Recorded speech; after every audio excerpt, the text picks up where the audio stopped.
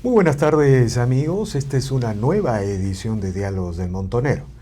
Bueno, como ustedes saben, la semana pasada hubo una reunión del Instituto de Estudios Americanos CEU-CEFAS aquí en Lima, Perú, para inaugurar una sede regional del CEU-CEFAS, que se va a encargar de tener una mirada regional. Igualmente tuvimos una entrevista con la directora del CEU-CEFAS, la señora Consuelo Martínez, y el día de hoy estamos con Eduardo Puig de la Bella Casa, secretario general del Instituto de Estudios Americanos CEU-CEFAS, con quien vamos a seguir profundizando estos temas de fondo sobre la hispanidad, ¿no? Así como los peruanos sostenemos que tenemos que seguir creciendo para reducir pobreza, que tenemos que seguir afirmando nuestra institucionalidad y nuestro sistema democrático, tenemos que seguir afirmando nuestras relaciones internacionales. Es imposible imaginar el futuro del Perú, de Hispanoamérica, de Iberoamérica, sin reflexionar sobre el problema de la hispanidad, sobre el asunto de la hispanidad, sobre la cuestión de la hispanidad. Sobre todo el día de hoy que hay un mundo que está amenazado por la emergencia de potencias que tienen muy poco que ver con las tradiciones de la hispanidad. No se trata aquí de tener una visión demonizadora de otras culturas, de otras civilizaciones, pero lo cierto es que la emergencia de China como un imperio económico mundial plantea retos enormes a Occidente. Y dentro de esos retos, los hispanoamericanos tenemos que entender que hay una hispanidad sobre la cual no hemos reflexionado, sobre la cual tenemos enormes posibilidades de construir respuestas en esta extraña globalización que enfrentamos en el siglo XXI. Y por eso estamos ahora con Eduardo Puig de la Bella Casa, secretario general del CEU-CEFAS, y le decimos muchas gracias por aceptar esta conversación. Muy buenas tardes, Víctor Andrés. Bueno, me gustaría empezar por el tema de la geopolítica, ¿no? Es decir, ¿es posible hablar de una geopolítica de la hispanidad? ¿Tiene algún asidero en la realidad? ¿O es un exceso de voluntarismo? ¿O hay algo de romanticismo ahí en medio de este mundo atravesado por tratados comerciales, tensiones, en fin? Bueno, yo creo que sí que hay, porque al final es una realidad. O sea, hay más de 500 millones de personas que hablan español, pero además de eso hay más de 500 millones de personas que tienen un patrimonio común, que tienen una historia común, que tienen una religión común, y eso hace que sea una realidad y probablemente la hispanidad sea mucho más homogéneo que muchas de las naciones que hoy vemos como potencias hoy en día. Al final, ese patrimonio común que tiene Hispanoamérica junto con España y con Portugal y Brasil, pues hace que sea una gran región o zona del mundo con una potencialidad enorme, ¿no? Ahora, usted ha señalado algo muy importante. Los países hispanos, ¿no?, de herencia hispana, tienen mucho en común, pero paradójicamente están profundamente divididos. O sea, no hay puentes, no hay carreteras.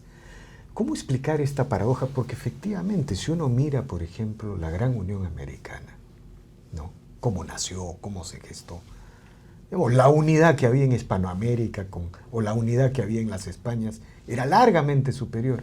¿Cómo entender este proceso de fragmentación, de desencuentro? Bueno, yo creo que en los enemigos de España y los enemigos de Hispanoamérica, una de las cosas que buscaron fue separar lo que era Hispanoamérica y crear naciones independientes que fuesen más fáciles de controlar y dominar. Y cuando nos referimos a que están menos comunicadas, también se debe a que a partir de la independencia los países que quieren y que fomentan esta independencia básicamente lo que quieren son el comercio, los productos, las materias primas de estos países. Por lo tanto, se centran en los puertos. No se construyen vías para comunicar estos países.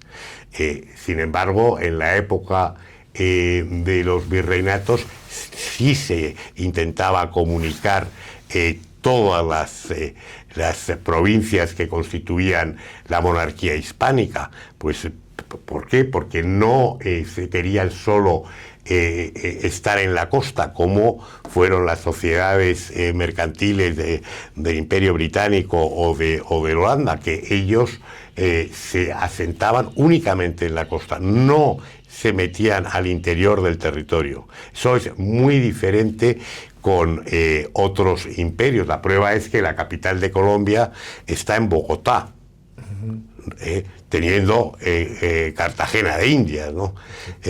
La capital se instala en Bogotá. La capital de Ecuador es Quito. O sea, el asentamiento de los españoles es en todas las provincias que conforman Hispanoamérica. Ahora, quiero preguntarle algo.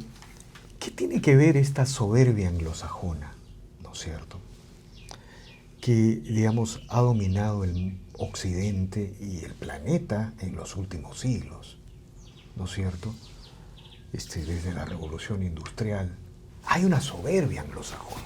Incluso en el mundo académico se han aceptado tesis filosóficas, políticas, económicas, que tienen que ver con esta soberbia. Me hace recordar mucho a Max Weber, por ejemplo. Él decía que la ética protestante era el fundamento del capitalismo. Y de alguna manera todos los autores y todas las interpretaciones han asociado a Occidente y a la herencia occidental básicamente con el capitalismo y la revolución industrial. Ahora todo eso está en el mundo, en todo el mundo. Está en China, está en la India, está en Qatar, está en Vietnam. Y como que esa soberbia declina. ¿Cuál es el espacio de la hispanidad en ese mundo, en ese universo cambiante? Bueno, ahí hay una gran falacia de entrada, ¿no? Por ejemplo, la Ciudad de México era mucho más rica, o el virreinato de la Nueva España, lo que es una parte del México actual, porque era mucho más grande que el México actual, era mucho más rico que las 13 colonias inglesas en la independencia, o la ciudad de Lima era más rica que Madrid, ¿no? Eso cambia, no hay, es el único imperio donde las provincias son más ricas que la metrópoli. Eso dice mucho de lo que de ese imperio, ¿no? Ese imperio no es un imperio que quiere que todas las riquezas vayan a la metrópoli, sino que lo que hace es fomentar el crecimiento de esas provincias, porque forman parte, son unas provincias como otras más, como puede ser las dos Sicilias en Italia, que también pertenecían al Reino de España, o como puede ser, que a veces se olvida, el milanesao. Cuando te dice que la corona de España o los reinos de España eran más pobres que otros imperios, bueno, no hay que olvidar que, por ejemplo, el milanesao, que es una de las zonas más ricas de Italia, era español. Y en la época de que el reino de las dos Sicilias era de España, era una de las regiones más ricas de Europa. O los Países Bajos también eran parte de la corona de España. Entonces ahí yo creo que la literatura y un poco los pensadores anglosajones tienen un gran desconocimiento de lo que fue el Imperio Español, ¿no? Pero eso ahora cambia. Yo veo a Donald Trump y ya no está en las expresiones de Donald Trump esa larga soberbia anglosajona. Veo a los intelectuales anglosajones preguntándose por muchas certezas que antes creían verdades incuestionables, que China, la emergencia de China. China ha emergido con 2 o 3 libertades, no con la libertad occidental. La libertad de propiedad, la libertad de contrato, ya ha emergido con un Estado centralizado. Entonces, uno se pregunta qué es Occidente, ¿no? Y por eso le preguntaba, este mundo que surge, ¿qué posibilidades tiene de reconstruir la hispanidad, de relanzar la hispanidad? Y algo muy importante que decía la señora Consuelo Martínez en nuestra conversación previa, es que esta leyenda negra que desorganizó la hispanidad afectó por igual a la América hispana y a la propia España, a la propia península.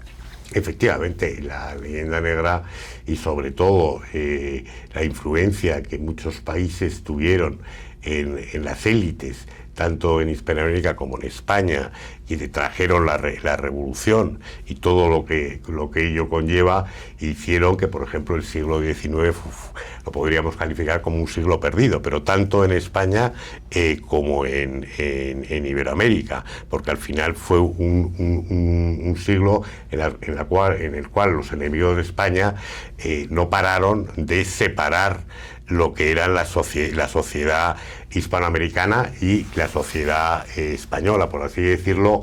Sembraron un germen que fue carcomiendo tanto a la sociedad de España como a la sociedad iberoamericana y les hizo perder el impulso que tenían, ¿no?, al adoptar unas ideas que no tenían nada que ver con la tradición y con las ideas que tenían el virreinato o Hispanoamérica, ¿no? Iberoamérica, si tuviéramos que imaginar, después quiero, ¿sabe qué?, preguntarle algunas experiencias. Usted es español, ¿no? Yo siempre le pregunto a los españoles, pero en la parte final le pregunto a los españoles qué sienten cuando están en Lima o van a los Andes peruanos, ¿no? Pero antes quería preguntarle, ¿cómo se imagina usted la reconstrucción de la hispanidad? ¿Hay alguna idea? Es decir, España está sumergida en una crisis dentro de la Unión Europea. Todos los días leemos y por momentos uno siente que la política española reproduce algunas características de la política latinoamericana, sobre todo en la polaridad. Bueno, todo Occidente está así. Todo Occidente está así. Entonces, pero España está en el problema de Europa, está en el problema de la inmigración. Nosotros aquí en Hispanoamérica estamos en la lucha contra los proyectos bolivarianos, que son enemigos de la hispanidad, de la democracia. Entonces, ¿cómo imaginar, digamos, hay alguna hoja de ruta para esto, para reconstruir esta hispanidad? Bueno, yo creo que se ha polarizado mucho, nos han polarizado mucho las sociedades.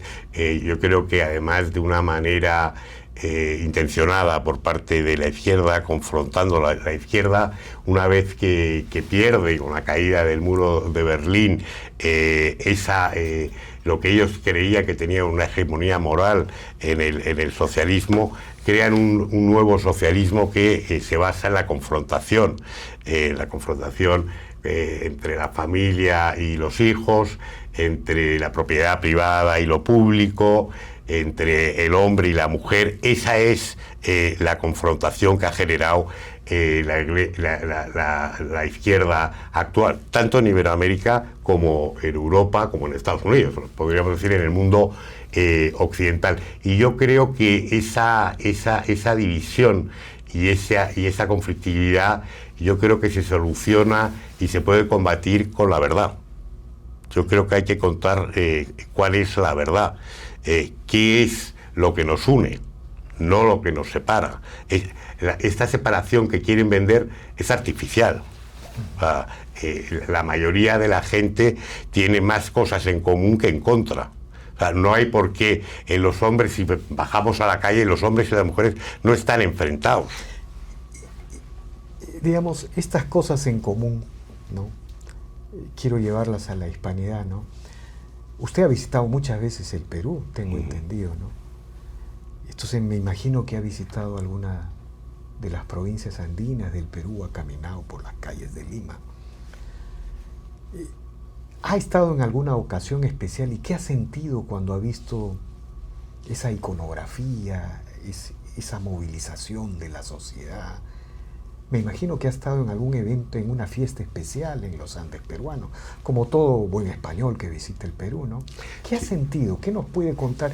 Porque eso es muy importante que el televidente sepa para entender qué es la hispanidad, creo yo.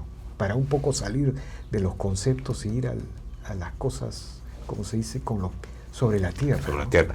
Efectivamente, yo en la semana pasada, Semana Santa pasada, estuve en Cusco y aparte de emocionarme con las iglesias, con los conventos, con las plazas de Cusco y recordarme muchísimo a España, también viví una procesión que había en la Plaza de Armas de Cusco que me recordaba a las procesiones que hay en España. Al final, si eres español, se te pone la carne de gallina, como decimos nosotros, al ver cómo esa influencia ha perdurado, a pesar de todos los esfuerzos de ir en contra de esas tradiciones, ¿no? De esa devoción a la Virgen, por ejemplo. También en la Catedral de Cusco escuché música barroca en quechua y eso es un mestizaje maravilloso, ¿no? de la música barroca junto con el quechua, y eso es único, eso es un poco el reflejo de lo que es Hispanoamérica y de lo que es el Perú, ¿no? Y eso que falta visitar Ayacucho en Semana Santa, ¿no? O sea, en realidad esta leyenda negra también nos ha alejado de las buenas investigaciones, de las buenas reflexiones. Yo alguna vez escuché a un profesor decir que en los Andes peruanos de alguna manera reverberaba la España de los siglos XVI, XVII, ¿no? Ese barroco de las iglesias, ¿no? Entonces, por donde vaya hay mestizaje y hay encuentro en la hispanidad. Bueno, es que es un barroco que si quieren, es cuando vas a Sevilla y ves ese barroco, el barroco que se ve en Cusco, es que es todavía más elaborado, más rico. O sea, vamos a decirlo, es un barroco mejorado. Y es un barroco hecho por artesanos del Cusco, en el cual introducen sus propias bases culturales también. Con lo cual es un barroco, por así decirlo, distinto y más rico, ¿no? Del que podemos ver. Seguramente viene esa especie de sentido común de los patriotas españoles, de los españoles de buena voluntad, que suelen decir la migración latinoamericana y peruana va a fortalecer las raíces occidentales y cristianas de la Europa, que está amenazada por este boquismo, por esta inmigración indiscriminada, ¿no? Por supuesto, o sea, al final nosotros tenemos la enorme suerte en España, como pasó en Hispanoamérica, porque no hay que olvidar que muchos españoles emigraron a Hispanoamérica a finales del siglo XIX, principios del siglo XX, y nosotros ahora estamos recibiendo a nuestros hermanos hispanoamericanos en España, y tanto para ellos como para nosotros, en el fondo, no hay ningún tipo de problema, porque tenemos la misma lengua, la misma cultura, la misma religión, y al final aspiramos en muchos sentidos a las mismas cosas, como es fundar una familia, tener una estabilidad y ir incrementando, por así decirlo, nuestra riqueza personal y también nuestra riqueza económica, ¿no? Con lo cual, para nosotros, pues es una suerte tener ahora estos emigrantes que vienen de Hispanoamérica. Bueno, esta última parte es el mejor argumento para una geopolítica de la hispanidad, pues. ¿Qué más argumento que ese? ¿Qué más argumento? Ese es un argumento que resume todo. Señor Eduardo Puig Bellacasa, yo le agradezco infinitamente por haber aceptado esta conversación. Un honor haberlos tenido a ustedes. Y bueno, pues, tenemos que seguir conversando, intercambiando ideas para construir y relanzar la hispanidad. Muchísimas gracias. Bueno, Bien amigos, esta ha sido una nueva edición de Diálogos del Montonero. No se olvide de suscribirse al canal, deje su comentario. Así esta plataforma web multimedia sigue avanzando, sigue consiguiendo sus objetivos. Muchas gracias.